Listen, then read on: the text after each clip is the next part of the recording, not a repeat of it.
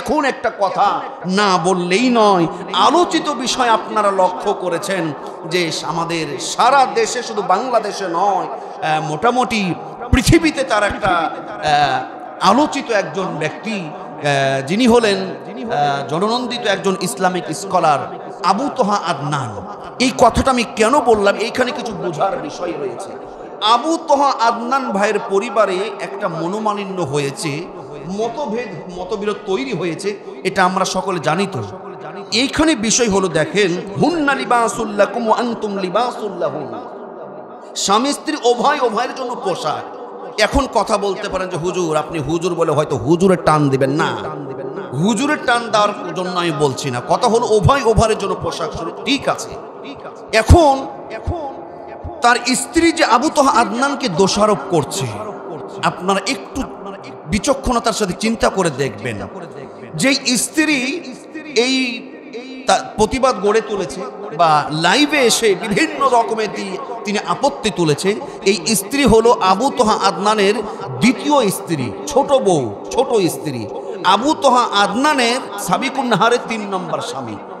এর আগেও 2টা তিনি বিয়ে করেছিলেন, সেই 2টা পুরুষও খারাপ, এবার 3 হয়েছে, এটাই আমরা দেখেছি।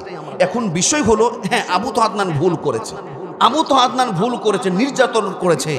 আমি ফেস দ্য পিপুল একটা পেজ থেকে এই সাবিকুন নাহার,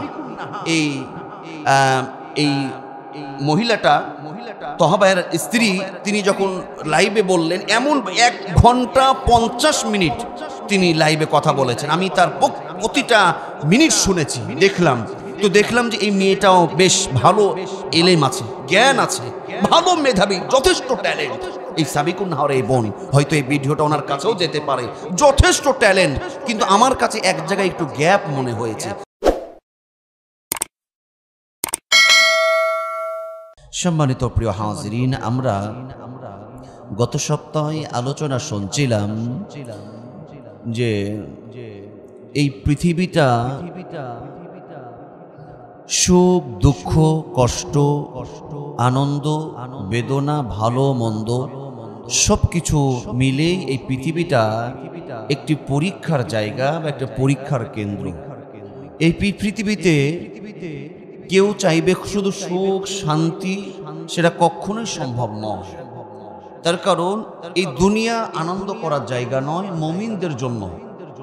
মুমিনদের জন্য কষ্টের জায়গা। লা খাউফুন আলাইহিম ওয়ালা হুম ইয়াহজানুন, সবচাইতে সুখ শান্তি আরামের জায়গা, সেই ঠিকানা হলো জান্নাত। বলি সুবহানাল্লাহ। এটা একটা পরীক্ষার কেন্দ্র, আর এই পরীক্ষার মধ্যে ভালো মন্দ, দুঃখ কষ্ট থাকবে, এটাই স্বাভাবিক। আজকে আমরা পরীক্ষার গুরুত্বপূর্ণ একটি অংশ, আমি কয়েকদিন থেকে একটু চিন্তা ভাবনা করছিলাম যে পরীক্ষার তো বিভিন্ন দিক রয়েছে, যে এই টপিকসটা নিয়ে একটু কথা বলা, জানা এবং আমল করা আমাদের দরকার। সেটা হলো বিয়ে, সংসার, বিয়ে, পরিবার, সংসার, এটাও কিন্তু একটা দুনিয়ার বড় একটা পরীক্ষার অংশ, ঠিক না বেটি? বিয়ে শাদী করা, সংসার তৈরি করা, এটাও কিন্তু একটা দুনিয়ার আল্লাহর পক্ষ থেকে পরীক্ষার অংশ।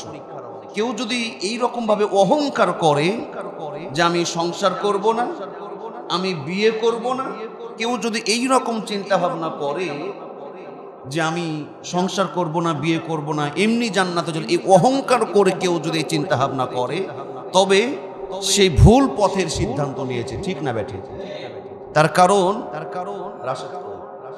তার কারণ আমাদের বিশ্বনবী মুহাম্মদুর রাসূলুল্লাহ সাল্লাল্লাহু আলাইহি ওয়াসাল্লাম, আমার নবীজি সংসার করে নাই, নবীজির সংসার আছে। নবীজির কাছে একজন সাহাবী এসে কি বলছেন জানেন? একজন সাহাবী এসে বলছেন, ইয়া রাসূলুল্লাহ, ইয়া হাবিবাল্লাহ, আমার পরিবার, ঘর, সংসার, আমার কোনো কিছু ভালো লাগে না, আমি চাচ্ছি সব ছেড়ে দিয়ে বন জঙ্গলে চলে যাব, শুধু নামাজ পড়বো, কালাম পড়বো আর ইবাদত বন্দেগিতে পার করে দেব। ইয়া রাসূলুল্লাহ, আপনি অনুমতি দেন। নবীজি বলছে, ও আমার আদরের সাহাবী, তুমি পরিবার সংসার কিছুই করতে চাও না? জি না, চাই না। এইগুলো করতে গেলে আমার অনেক সময় মন মানসিকতা চেঞ্জ হয়ে যায় এবং ওদের মধ্যে ঘাটতি ঘটে, এটাও কিন্তু সত্য। স্বাভাবিক, ঠিক না ব্যাঠিক? নবীজি বলছে তুমি সব ছেড়ে দিয়ে পরিবার করবা না, সংসার করবা না, বন জঙ্গলে চলে যাবা, এটাও তোমার জন্য সঠিক হবে না। নবীজি বলছে, ও সাহাবী, তুমি কি আমাকে দেখো নাই? আমার সংসার আছে, আমি বিয়ে করেছি, আমার পরিবার আছে, আমি সংসার সাজিয়েছি, এইভাবেই সংসার চালিয়ে, পরিবার চালিয়ে, বিয়ে শাদী করে তোমাকে ইসলামের পথে আল্লাহর গোলামি করে দুনিয়া পার করতে হবে। এটাই হলো আল্লাহর পরীক্ষা, বলি সুবহানাল্লাহ। কিন্তু আমরা অনেকে মনে করি বিয়ে মানে আনন্দ, সুখ, শান্তি, বিনোদন আর অনেক কিছু এরকম মনে করি। শুধু বিয়ে শাদী মানে এটাই নয় যে সৌন্দর্য, পোশাক আশাক, বা পরিবার মানে শুধু খাদ্য, পোশাক, বাসস্থান, এটা নয়। বিয়ে, পরিবার, বাসস্থান এটা একটা পরীক্ষা। এখানে মনে রাখতে হবে, যেমন করে খাদ্য, বাসস্থান, পোশাক, ভালো মন্দ, সুখ দুঃখ, সব কিছু, বিয়ে শাদী, পরিবার, এটা দুনিয়ার একটা পরীক্ষার অন্তর্ভুক্ত। আর একবার বলুন, কথা ঠিক না বেটি? কথাটা আমারও নয়, আল্লাহ সুবহানাহু ওয়া তাআলা কুরআনুল কারীমের 64 নম্বর সূরা সূরাতুত তাগাবুনের 15 নম্বর আয়াতে আমার আল্লাহ বলেন, ইন্নামা আমওয়ালুকুম ওয়া আওলাদুকুম ফিতনা ওয়াল্লাহু ইনদাহু আজরুন আযীম। আমার আল্লাহ বলছেন, নিশ্চয়ই তোমাদের ধন সম্পদ, সন্তান সন্ততি, পরিবার, এটা একটা তোমাদের জন্য পরীক্ষার কেন্দ্র মাত্র, বলি সুবহানাল্লাহ। ইন্নামা আমওয়ালুকুম ওয়া আওলাদুকুম ফিতনা। আল্লাহ বলছেন তোমাদের ধন সম্পদ, সন্তান সন্ততি, পরিবার, বিয়ে শাদী, সব কিছু এটাও একটা পরীক্ষা আমাদের জন্য নির্ধারণ করেছেন। তিনি হলেন আল্লাহ। সম্মানিত হাজিরিন, এই জন্য অহংকার করে বিয়ে শাদী, অহংকার করে পরিবার গড়ব না, এই রকম ভাবে নিজেই দেবদাস থেকে যাব, এই সিদ্ধান্ত সঠিক না বেঠিক? বেঠিক। তবে এইখানে কথা আছে, কেউ যদি অক্ষম হয় বা কোনো প্রবলেম থাকে সেটা ভিন্ন কথা, কিন্তু অহংকার করে আমি বলেছি এটা কিন্তু করা যাবে না। তার কারণ মনে করতে হবে যে বিয়ে শাদী করা, সংসার তৈরি করা, পরিবার পরিচালনা করা, এটাও একটা পরীক্ষা, এটাও একটা ইবাদত। এখন আসুন, ব্যবসা বাণিজ্যের মধ্যে যেমন ভালো মন্দ, আনন্দ, দুঃখ, কষ্ট আছে। পরিবার, বিয়ে শাদী করলে, পরিবার করলে এই ঘরের মধ্যেও শুধু সুখ শান্তি, দুঃখ কষ্ট নাই। সেটাকে মানিয়ে নিয়ে চলা, এটাই তো হলো পরীক্ষা। দেখবেন যেই পরিবারের স্বামী স্ত্রীদের মধ্যে সংসারে অমিল তৈরি হয়, যেই স্ত্রী অহংকারী হয়, যেই স্ত্রী ধৈর্য হারা হয়, যেই স্ত্রী সবরে জামিল, এই সবরের যার গুণটা নাই, সেই পরিবারে দেখবেন খুব বেশি সংসারটা লাস্টিং করে না, সর্বশেষ তালাক হয়ে যায়। এই জন্য পরিবার হলো সেটাই, স্ত্রীকে হতে হবে ধৈর্যশীল, পুরুষকে হতে হবে সংযম, পুরুষকে হতে হবে সংযমশীল, ধৈর্য ধরার। পুরুষকে সবকিছু অহংকার করলে যে আমি পুরুষ, আমি কর্তা, আমি যা ইচ্ছে তাই করবো, এমনটা নয়। যেই স্ত্রী ধৈর্যশীল হবে এবং যেই পুরুষ মাথা ঠান্ডা করে দিক নির্দেশনা পেশ করবে, সেই পরিবারটা আল্লাহর পক্ষ থেকে জান্নাতের টুকরা হয়ে যাবে, বলি সুবহানাল্লাহ। শুধু আমাদের পরিবারে অশান্তি, অন্য কোনো পরিবারে অশান্তি লাগে না? না পূর্বে জামানায় মুসলমানদের ঘরে অশান্তি লাগে নাই? স্বামী স্ত্রী হলে অশান্তি মনোমালিন্য থাকবেই, এটাই হলো পরিবারের একটা অংশ। আল্লাহর নবীর কলিজার টুকরা মেয়ে, আদরের দুলালি, নাম কি? ফাতেমাতুজ জোহরা রাদিয়াল্লাহু তাআলা আনহা। নবীজির কলিজার টুকরা মেয়ে ফাতেমা, ওনার ঘরেও স্বামী স্ত্রীর এত মধুর সম্পর্ক ছিল, এত মধুর সম্পর্ক ছিল, সেটা আগে পূর্বে শুনুন। যখন ফাতেমা দুনিয়া থেকে বিদায় নেবে, প্রাণের স্বামী আলী কাররামাল্লাহু ওয়াজহুকে বলছে, ও আমার প্রাণের স্বামী, আমি হয়তো আপনার স্ত্রী হিসাবে আপনার হক আমি আদায় করতে পারি নাই, আপনি আমাকে মাফ করে দিন, আপনি আমাকে ক্ষমা করে দিন। ফাতেমা বলছে কাকে? আলীকে, তার স্বামীকে। স্বামী এবার অ্যানসার দিচ্ছে কি? ও আমার কলিজার টুকরা প্রাণের স্ত্রী ফাতেমা, আমি আলী, আমি তোমার স্বামী, কিন্তু ও ফাতেমা আমি তোমার যোগ্য নয়। তোমার বাবা অনুগ্রহ করে দয়া করে আমাকে তোমার কাছে তুলে দিয়েছে, আমি তোমার যোগ্য নয়। তোমার যথাযথ হক আদায় করতে আমি স্বামী পারি নাই। ফাতেমা তুমি বরং আমাকে মাফ করে দিও। সুবহানাল্লাহ। কি তাহলে সম্পর্ক চিন্তা করেন। এই ফাতেমা রাদিয়াল্লাহু তাআলা আনহা এবং আলীর ঘরেও মনোমালিন্য মাঝে মধ্যে হয়েছে না হয় নাই? একদিন আল্লাহর নবী বিশ্ব নবীজি লক্ষ্য করে দেখলেন যে কলিজার টুকরা মেয়ে ফাতেমার মনটা ভার, মন খারাপ, মন ভার করে বসে আছে। আল্লাহর নবী বলছেন, ইয়া ফাতিমা আইনা যাওজুক, হে ফাতেমা। নবীজি বুঝে নেয় যে ফাতেমার মন খারাপ দেখে। আল্লাহর নবী বলছে, হে ফাতেমা তোমার স্বামী আলী কই? তখন ফাতেমা রাদিয়াল্লাহু তাআলা আনহা তিনি বলছেন, ইয়া রাসূলুল্লাহ, ইয়া হাবিবাল্লাহ, আমাদের স্বামী স্ত্রীর মধ্যে একটু মনোমালিন্য হয়েছে, একটু মতভেদ সৃষ্টি হয়েছে। দেখেন আল্লাহর নবী রাগান্বিত না হয়ে আল্লাহর নবী ইচ্ছা করলে তো অ্যাকশনে যেতে পারতেন।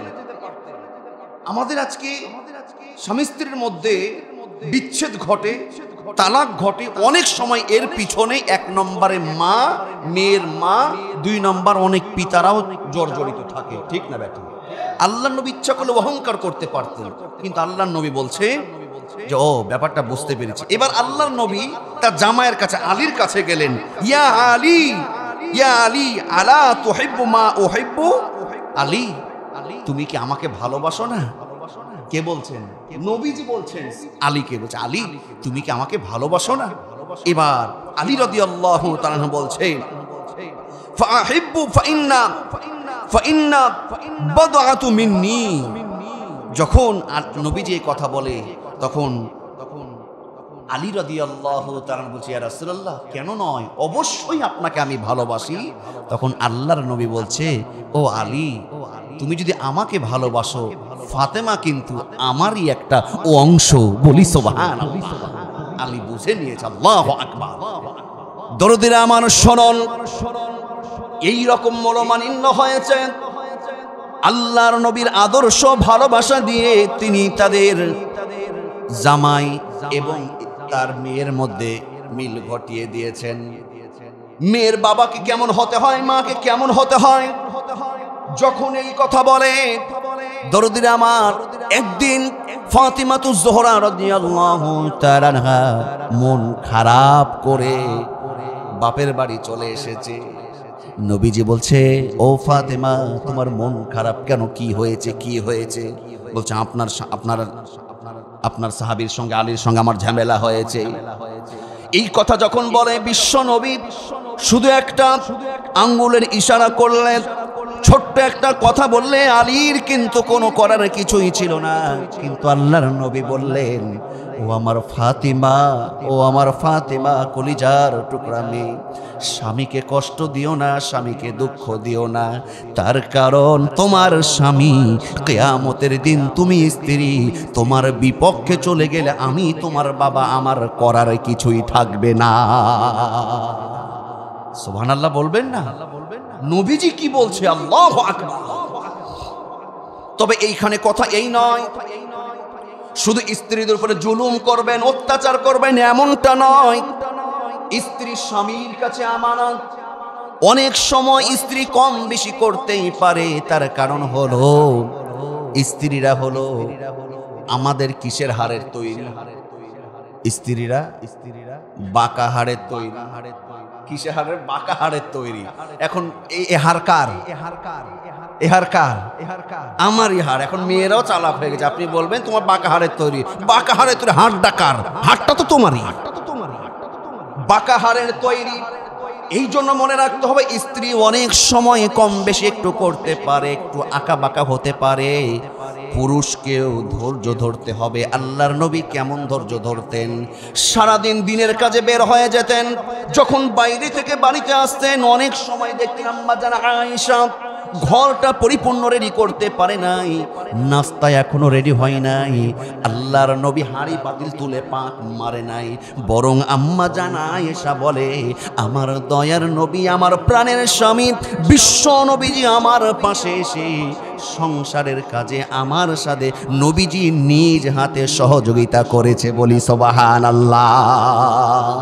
আর আমাদের চিন্তা ভাবনা কেমন? আমি স্বামী, আমি পরিবার হর্তাকর্তা, এর তরকারিতে লবণ বেশি হলো কেন? তালাক। আমার জিনিসটা পোশাকটা রেডি থাকলো না কেন? আইসে গেট আউট, তালাক। কথা নাই বার্তা নাই, তালাক। বলি নাউজুবিল্লাহ। এইরকম আছে না নাই? আসলে আছে না নাই? নিঃসন্দেহে আছে। এই অহংকার করা যাবে না, তাহলে সেই স্বামীগুলো ধরা খাবে। এবার আসুন, এই স্বামী স্ত্রীর মধ্যে ভালোবাসা থাকবে, দুঃখ কষ্ট ভুল বুঝাবুঝি থাকবে, এটা স্বাভাবিক। তার কারণ আল্লাহ বলছেন হুন্না লিবাসুল লাকুম ওয়া আনতুম লিবাসুল লাহুন। আল্লাহ রাব্বুল আলামিন বলেন স্বামী স্ত্রী স্বামীর জন্য পোশাক, এবং স্ত্রী স্বামীর জন্য পোশাক, স্বামীও কিন্তু স্ত্রীর জন্য পোশাক, বলি সুবহানাল্লাহ। এই পোশাক মানে শুধু পোশাক নয়, পোশাক লেবাসের কথাটা কেন বলা হয়েছে? তার কারণ হলো যেমন করে পোশাকটা দেহটাকে শুধু ঢেকেই রাখে না, দেহটাকে ঢেকে রাখে, সৌন্দর্য ফুটিয়ে তুলে নিজেকে সমাজের কাছে মানুষের কাছে পরিপূর্ণভাবে আকর্ষণীয় করে তোলে। মুফাসসিরিন ইকরামরা ব্যাখ্যা করেছেন স্বামী স্ত্রী উভয় তারা পোশাক স্বরূপ। স্বামী কখনো ভুল করতেই পারে, স্ত্রীর জন্য দায়িত্ব হলো স্বামীর ভুলগুলো সে আগলে রাখবে, ঢেকে রাখবে। স্ত্রী কখনো ভুল করলে স্বামীর কর্তব্য হলো স্ত্রীর মান সম্মান স্বামীও রক্ষা করবে। কথা বলুন ঠিক না ব্যাঠি? এটা হলো আসল দায়িত্ব। এখন একটা কথা না বললেই নয়, আলোচিত বিষয় আপনারা লক্ষ্য করেছেন যে আমাদের সারা দেশে, শুধু বাংলাদেশে নয়, মোটামুটি পৃথিবীতে তার একটা আলোচিত একজন ব্যক্তি, যিনি হলেন জননন্দিত একজন ইসলামিক স্কলার আবু তোহা আদনান। এই কথাটা আমি কেন বললাম, এইখানে কিছু বোঝার বিষয় রয়েছে। আবু তোহা আদনান ভাইয়ের পরিবারে একটা মনোমালিন্য হয়েছে, মতবিরোধ তৈরি হয়েছে, এটা আমরা সকলে জানি। তো এইখানে বিষয় হলো, দেখেন হুন্না লিবাসুল লাকুম ওয়া আনতুম লিবাসুল লাহুন। স্বামী স্ত্রী উভয়ের জন্য পোশাক। এখন কথা বলতে পারেন যে হুজুর, আপনি হুজুর বলে হয়তো হুজুরের টান দিবেন না, হুজুরের টান দেওয়ার জন্য আমি বলছি না। কথা হলো উভয়ের জন্য পোশাক স্বরূপ, ঠিক আছে। এখন তার স্ত্রী যে আবু তোহা আদনানকে দোষারোপ করছে, আপনারা একটু বিচক্ষণতার সাথে চিন্তা করে দেখবেন, যে স্ত্রী এই প্রতিবাদ গড়ে তুলেছে বা লাইভে এসে বিভিন্ন রকমের তিনি আপত্তি তুলেছে। এই স্ত্রী হলো আবু তোহা আদনানের দ্বিতীয় স্ত্রী, ছোট বউ, ছোট স্ত্রী। আবু তোহা আদনানের সাবিকুন নাহারের 3 নম্বর স্বামী। এর আগেও 2টা তিনি বিয়ে করেছিলেন, সেই 2টা পুরুষও খারাপ, এবার 3 হয়েছে, এটাই আমরা দেখেছি। এখন বিষয় হলো, হ্যাঁ, আবু তোহা আদনান ভুল করেছে, নির্যাতন করেছে। আমি ফেস দ্য পিপুল একটা পেজ থেকে এই সাবিকুন নাহার, এই মহিলাটা তোহা ভাইয়ের স্ত্রী, তিনি যখন লাইভে বললেন, এমন 1 ঘন্টা 50 মিনিট তিনি লাইভে কথা বলেছেন। আমি তার প্রতিটা মিনিট শুনেছি, দেখলাম যে এই মেয়েটাও বেশ ভালো এলেম আছে, জ্ঞান আছে, ভালো মেধাবী, যথেষ্ট ট্যালেন্ট। এই সাবিকুন নাহার এই বোন, হয়তো এই ভিডিওটা ওনার কাছেও যেতে পারে, যথেষ্ট ট্যালেন্ট। কিন্তু আমার কাছে এক জায়গায় একটু গ্যাপ মনে হয়েছে, যে নারীকে এতটা উগ্র হতে হয় না, নারীকে একটু নরম হতে হয়, নারীদেরকে, স্ত্রীদেরকে একটু ধৈর্যশীলা হতে হয়। আবু তোহা আদনান খারাপ। আমার প্রশ্ন হলো সাবিকুন নাহারের কাছে, আবু তোহা আদনান খারাপ, আবু তোহা আদনান কি ফেরাউনের চাইতো খারাপ? ফেরাউনকে তো আপনারা চিনেন, নাম শুনেন নাই না? আশপাশে বাড়ি না, এমনি চিনেন তো। ফেরাউনের চাইতে কি খারাপ? এই ফেরাউন আসিয়ার প্রতি কি যে নির্যাতন করেছে, কি যে অত্যাচার করেছে, সেটা না হলে পরে বলছে শোনান। আমার প্রশ্ন হলো যে এই আবু তোহা আদনান যে খারাপ, যেই আপনারা লক্ষ্য করে দেখবেন, নেটে সার্চ দিয়ে দেখবেন, যোগাযোগ করে অ্যানালাইসিস করে দেখবেন, যতগুলো আপত্তি তৈরি করেছে এই সাবিকুন নাহার, একটার উপযুক্ত কোনো প্রমাণ সে দিতে পারে নাই। একটার উপযুক্ত প্রমাণ দিতে পারে না, শুধু মুখে বলেছে এই করেছে সেই করেছে, এই হয়েছে সে হয়েছে। একটা ভিডিও আপনারা হয়তো দেখেছেন যে হুজুর দেখলাম সামনে ছেলেদেরকে পড়াচ্ছে, মেয়েরা পিছনে আছে, এটা তো দোষের কিছু নয়।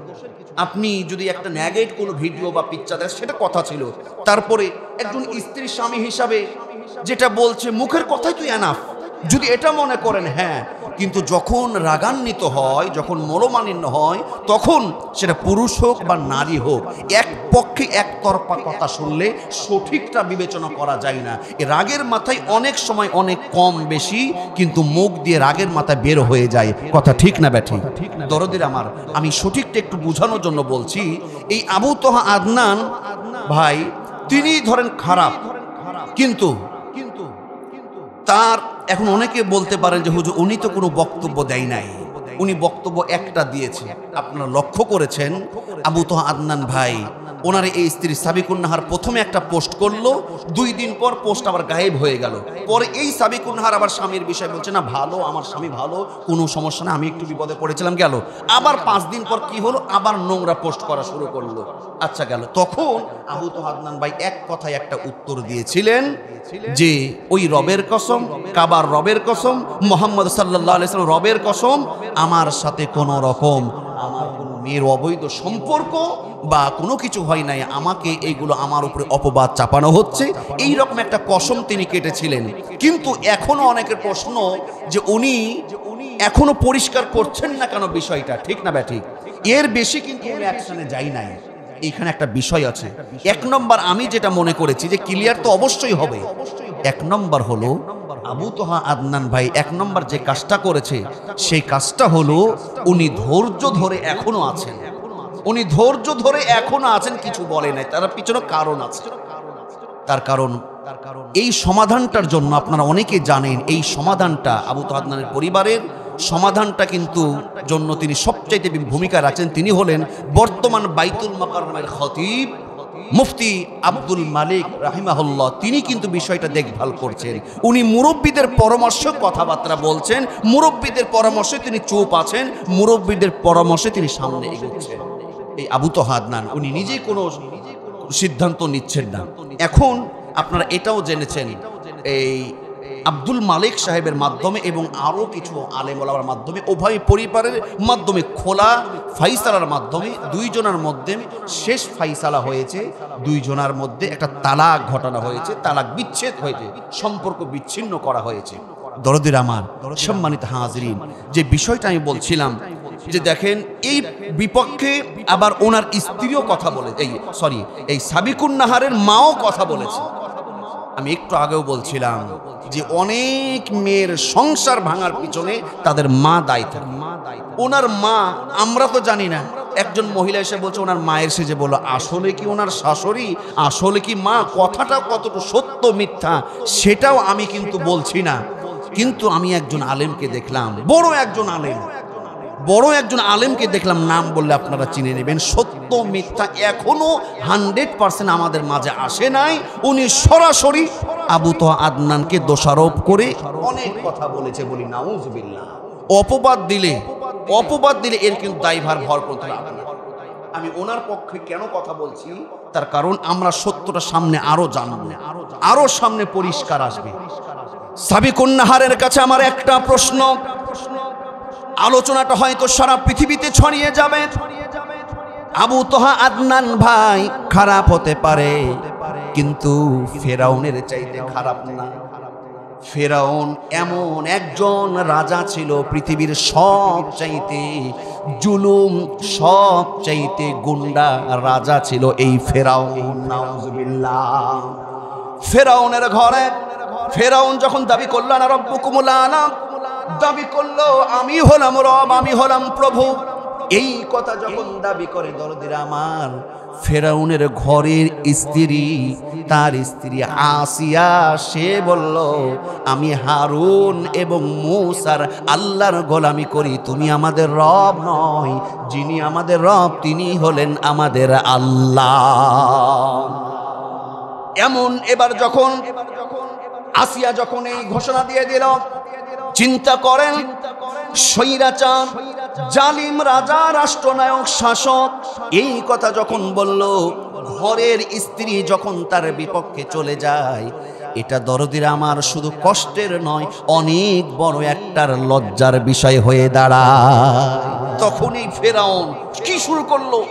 আসিয়ার উপরে এমন নির্যাতন শুরু করলো, তাকে প্রহার করলো, তার দাস দাসীদের সামনে তাকে বেইজ্জতি করলো। শুধু তাই নয়, তাকে হাত পা বেঁধে সূর্যের রোদের আলোতে ফেলে আসতো, উত্তপ্ত বালিতে ফেলে আসতো। শুধু তাই নয়, এমন একটা পরিবেশ, তাকে নির্যাতনের পরে নির্যাতন করতে করতে এক পর্যায়ে এই আসিয়াকে দুনিয়াতে আর সে রাখবে না, দুনিয়াতে আর রাখবে না। এই জন্য তাকে পাথর চাপা দিয়ে, পাথর দিয়ে তাকে দুনিয়া থেকে বিদায় করবে। এমন একটা যখন পরিকল্পনা গ্রহণ করলো, আসিয়া চিন্তা করছে আমার আর বাঁচার কোনো উপায় নাই। হয়তো মনে করতে পারে সাবিকুন নাহার চিন্তা করলে, হুজুর আমি ধৈর্য ধরতে ধরতে ধরতে আর আমার ধৈর্যের সীমা নাই। আপনি তো আসিয়ার মতন এতটা ধৈর্যশীল, আপনি বিপদগ্রস্ত হয় নাই যে হুজুর এখন এসে আমাকে লাইভে বলতে হয়েছে। আবু আদনান আপনার 5 বছরের স্ত্রী। আমার দুঃখ কোথায় লেগেছে জানেন?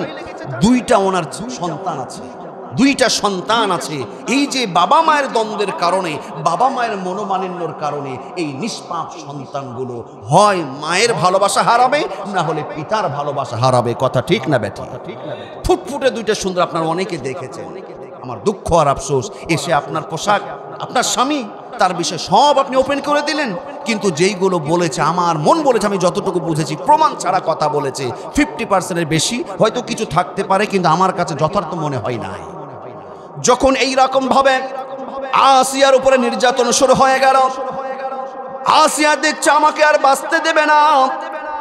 এত নির্যাতন, এত অত্যাচার যখন ফেরাউন শুরু করলো, দরদিরা আমার, আসিয়া পৃথিবীর মধ্যে, দুনিয়ার মধ্যে সবচাইতে সফল নারী দুইজন নবীজি বলেছেন, একজন হলো মারিয়াম আর একজন হলো আসিয়া। বলি সুবহানাল্লাহ।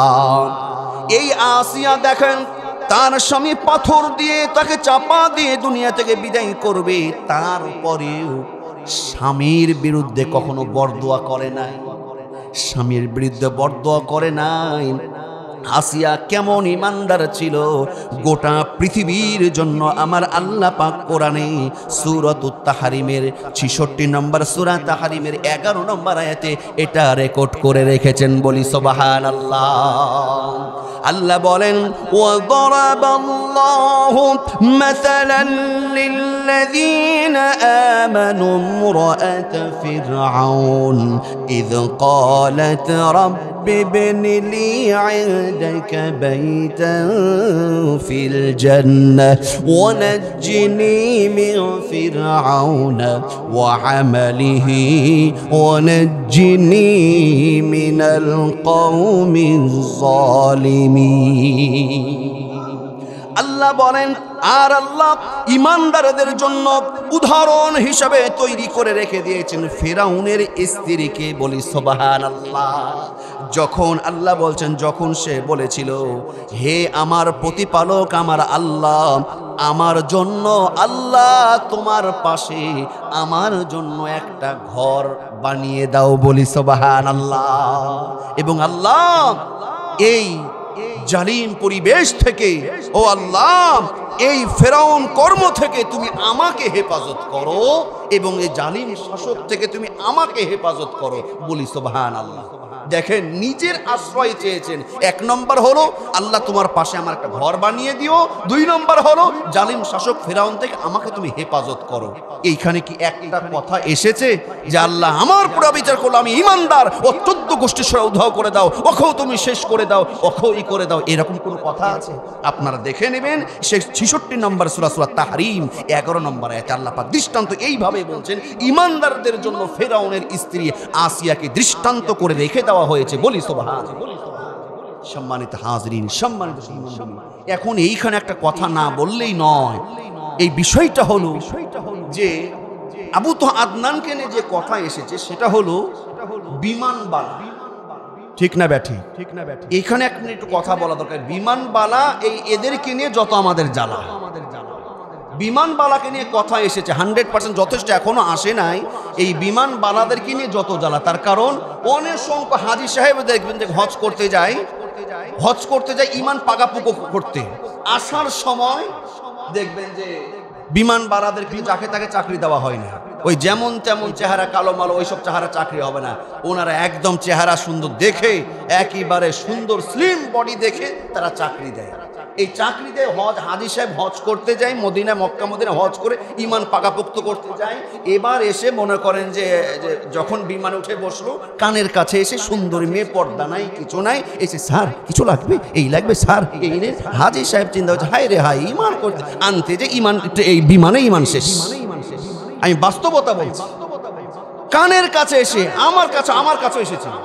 আমি তো গেছিলাম, বাল্লা নিয়ে গেছিল, কানের কাছে এসে পর্দা নাই, পরিচিতায় মুখ ঢাকান, ইমান গেছিলাম পাকাপোক্ত করতে, কানের কাছে ভ্যান ভ্যান ভ্যান ভ্যান করছে, স্যার কিছু লাগবে কি, কোনো সমস্যা বলবেন, এই দিব সেই দিব। আমি তো বলছি আচ্ছাই জ্বালায় পড়লাম। কতক্ষণে আমার এই মেসেজটা হলো, আমি বাংলাদেশ সরকারের কাছে বলবো বিমানবালা অবশ্যই রাখা লাগবে, কিন্তু এটা বাধ্যতামূলক করতে হবে। প্রত্যেকটা বিমানবালাকে, নারীদেরকে 100% পর্দা করে বিমানে উঠতে হবে। কথা বলুন ঠিক না বেটা? আজকের এই সমস্যা, কিন্তু সমস্যা এটা দরদির আমার, এইখানে বিষয়টা হলো সত্য সমাধান। স্বামী স্ত্রী যেমন হুন্না লিবাসুল লাকুম ওয়া আনতুম লিবাসুল লাহুন, পোশাক, এটা সমাধান ঘরের মধ্যে করাটাই উত্তম। দেখেন এই জন্য জিনিসটা শেষ রেজাল্ট কি আসলো, স্বামী স্ত্রীর মধ্যে বিচ্ছেদ ঘটল। এটা বৈধ হলে সবচাইতে নিকৃষ্ট বৈধ একটা হালাল, সেটার নাম হলো তালাক। এটা প্রত্যাশা।